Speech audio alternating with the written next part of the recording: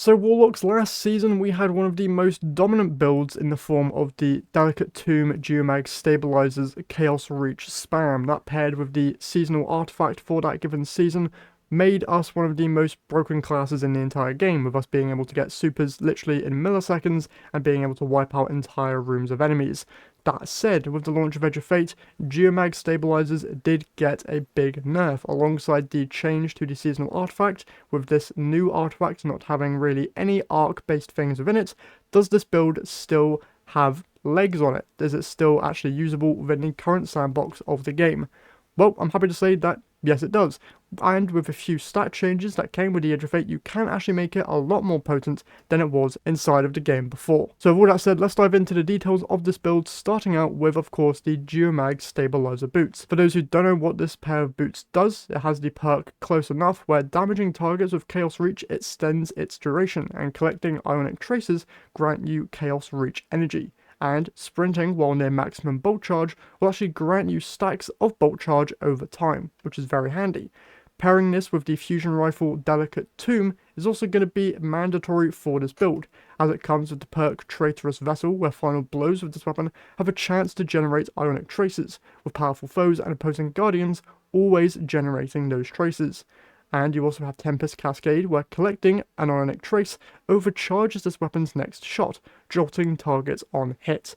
You also then have the Catalyst, which is a nice little addition where collecting traces partially reloads the magazine from reserves. So the general loop here is you're going to be getting a load of kills with Delicate Tomb, generating a whole load of traces, and then popping your Chaos Reaches as soon as possible. But you're also going to need to tie in the Arc subclass as well with specific aspects and fragments to really make this build potent. So let's jump into what those are. First off, Chaos Reach as your super is mandatory here for your main abilities, obviously Healing Rift, Burst Glide, and then I have Ball Lightning and Storm Grenade, but you can change these to whatever you prefer. For the main aspects, I am of course using Electrostatic Mind, where defeating targets with arc abilities or defeating jolted or blinded targets creates Ionic Traces, and collecting those traces will also make you amplified. This is the only mandatory aspect for this build, as it's just another free way of guaranteed Ionic Trace generation. For the second aspect, I am using Ionic Sentry, but you can swap it out for any of the other two aspects, that being Arc Soul or Lightning Surge, whatever you prefer. For Ionic Sentry though, this states that you can defeat targets with kinetic or arc weapons or arc abilities to charge up an arc turret that periodically chains lightning between nearby targets, gaining a stack of bolt charge with each hit. You can then deploy the sentry to blind nearby targets on initial impact as well. This in my opinion just pairs so nicely with Electrostatic Mind as being a free and easy way to not only chain lightning to enemies but also blind targets as well. And for the fragments here, first one we are using is Spark of Resistance, where while surrounded by combatants, you are more resistant to incoming damage. This is just a free form of survivability for this subclass. For the next one we have Spark of Shock, where your arc grenade jolts targets. This, with the Electrostatic Mind aspect, is just another free way of jolting people, and with the stats that we'll go into in a minute, you're going to be getting your grenade back a whole lot. Then we have Spark of Ions, where defeating a jolted target or defeating a target with bolt charge creates an Ionic Trace, another free way of trace generation, which is very handy. And then finally we have Spark of Discharge, where arc weapon final blows have a chance to generate traces, and collecting a trace grants you a stack of bolt charge. So with these fragments all together, you're basically just funneling into everything. You're going to be jolting a whole load of targets, which generates traces. Those traces are going to give you some bolt charge stacks. Defeating stuff with bolt charge is going to generate you more traces. Those traces are then also going to feed into your grenade, which can also jolt stuff, allowing you to generate, yes, even more traces. Pairing that with Delicate Tomb, with the final blows from that weapon, can generate you even more traces, which then feed into your super, and you can see how this build is just so much fun. You're going to be generating a whole lot of stuff to get your super back and just rinse out supers as fast as humanly possible.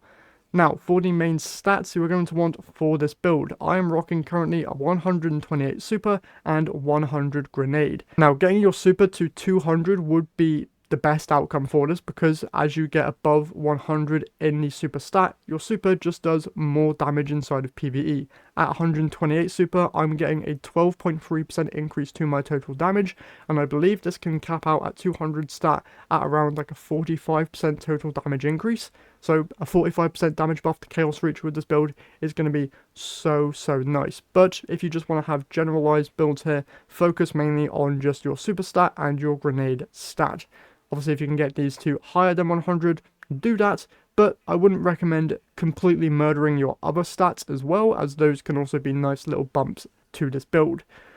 Now, in terms of other weapons you can be using inside this build, the Watchful Eye machine gun is actually really good, as it can come with the trait of jolting feedback, which is another way of being able to just jolt targets. Any arc-based heavy weapon that has this perk is going to be really good. Alongside that, a heavy weapon that can get Volt Shot as well, another good option for your heavy slot, just as an alternative way of being able to generate those traces just in case you run out of special ammo. And then for your primary weapon, you can use literally whatever you want. In the gameplay here, I think I'm using my Patron of Lost Causes, just because anti-barrier scout rifle is for this season and there was barrier champions in the content that I was doing. So you can swap out your primary weapon for whatever you want, but the main weapon you're going to need is of course Delicate Tomb. Now, in terms of mods for your armor, the main stuff I'm using for my helmet is of course Arc Siphon, so I can be generating those orbs whenever I get kills with my Delicate Tomb or my heavy weapon of choice. I then also have Special Ammo Finder, so I'm able to more easily generate special ammo for my Delicate Tomb. For my gloves, I have Grenade Kickstart, so that I can more easily get my grenade back, as well as Firepower, so my grenade final blows create Orb of Power. For the chest piece, I just have my normal damage resistance mods, and for my boots, I have Innovation, so that I reduce my grenade cooldown each time I pick up an Orb of Power, as well as Better Already, which will give me health every time I pick up an Orb of Power as well. And then for the class item, I have two bomber mods which reduce grenade cooldown when using class ability, as well as a Reaper mod, where shortly after using my class ability, my next weapon final blow spawns an orb of power. Now, although the artifact doesn't have too many arc things within it, there is one perk that is going to be quite useful for this build, and that is the Elemental Coalescence perk. This states that defeating targets has a chance to generate an elemental pickup matching your equipped super element. So obviously with our Arc Super, we're going to be occasionally generating even more traces, which just pairs really nicely with this build. Nothing else really in this artifact pairs well with Arc, so you don't really need to worry about anything else other than Elemental Coalescence.